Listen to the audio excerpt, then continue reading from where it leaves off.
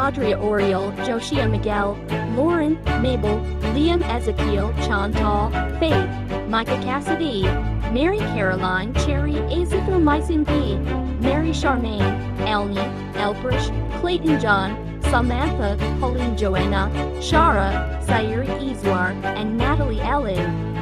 The Moonbugs World, November 2025. The Lazy Boy.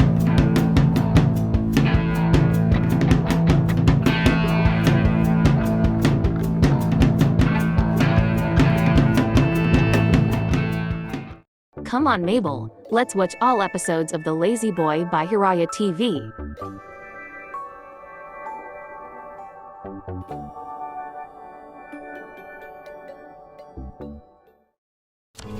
Si Nico ay ang nag-iisang anak nila Aling Sonia at Ma'am Pedro.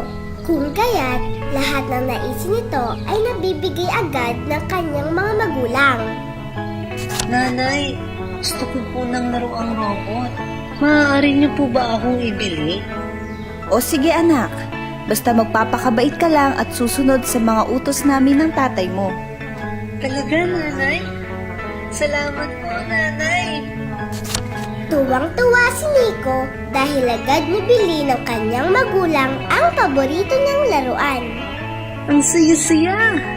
May bago na naman akong laruan. Whee! Whee! Ang saya talaga alaro ng bago kong robot. Kinabukasan, habang naglalaro si Nico ng paborito niyang robot, ay inutusan siya ng kanyang nanay. O Nico, pwede bang ibili mo ako ng toyo at suka dyan sa labas para sa lulutuin kong adobo? Inay naman, naglalaro pa po ako. Kayo na lang po muna ang bumili.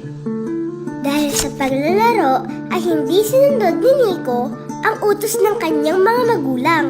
Nagpatuloy lang siya sa paglalaro. Maya-maya pa ay inutusan ulit siya ng kanyang nanay. Nico, tanghali na. Maganda ka ng mga plato at kutsara sa pagkainan. Si nanay naman, naglalaro pa ako eh. Kayo na lang po muna ang maghanda sa lamesa. Muli ay hindi na naman sumunod si Nico sa kanyang nanay at nagpatuloy pa rin siya sa paglalaro. Whee! Whee! Ang saya-saya talaga kapag naglalaro. Oras na ng hapunan at sabay-sabay kumain sila Nico kasama ang kanyang nanay at tatay. Pagkatapos nilang kumain, ay muli na namang nakiusap si Nanay Sonia sa kanyang anak na si Nico. Nico, anak, ikaw nang mag-ayos at maghugas ng mga kinainan. Naku, naalala ko, meron pa nga pala akong dapat gawin. Inay, pwede po bang kayo na lang muna ang maghugas ng mga pinggan? O sige anak, ako na lang ang mag-aayos dito. Lingid sa kaalaman ni Nanay Sonia, ay nagsinungaling lamang si Nico sa kanya upang muli itong makapaglaro. Yay! Nakatakas ako sa mga hugasin. Nakakatamad kaya gumawa ng mga gawaing bahay. Mas masaya maglaro. Kinagabihan, habang si Nico ay natutulog, ay napanaginipan niya ang kanyang robot. Ayoko nang makipaglaro sa'yo, Nico. Hahanap na ako ng ibang kalaro. Ha? Bakit naman? Mas masaya kung lagi tayong magkalaro.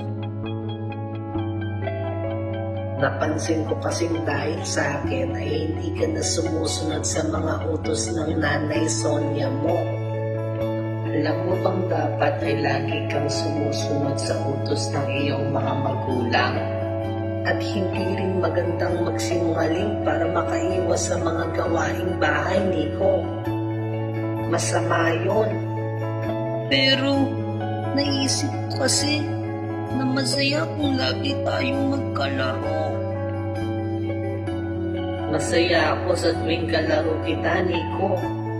Pero dapat ay supusunod ka rin sa utos ng iyong mga magulang. Mahalaga na sundin natin ang ating mga magulang. Dahil sa ganitong paraan ay natutulungan at napapasaya rin natin sila. Ayaw mo bang mapasaya ang mga magulang mo, Nico? Siyempre, gusto ko. Gusto kong mapasaya ang nanay Sonia ko. Kung ganon, alam mo na ang dapat mong gawin, Nico. Dapat ay maging masunuring bata ka. O sige, simula ngayon, susundin ko na ang utos ng aking mga magulang. Maya-maya pa ay nagising si Nico. Nasa tabi pa rin niya ang kanyang paboritong robot at naalala ang kanyang mga napanaginipan. Grabe, kakaiba yung panaginip ko. Tama ang robot ko. Dapat ay lagi akong sumunod sa aking mga magulang. Simula ngayon, ay magiging masunuring bata na ako. Bumangon si Nico at nagwalis agad sa kanilang bahay. Agad na rin siyang sumusunod sa mga utos ng kanyang nanay Sonia. Kung kaya't lubos ang saya sa mga mukha ni nanay Sonia dahil sa pagbabagong ginawa ni Nico. Sa huli ay masaya nakikipaglaro pa rin si Nico kasama ang kanyang paboritong robot.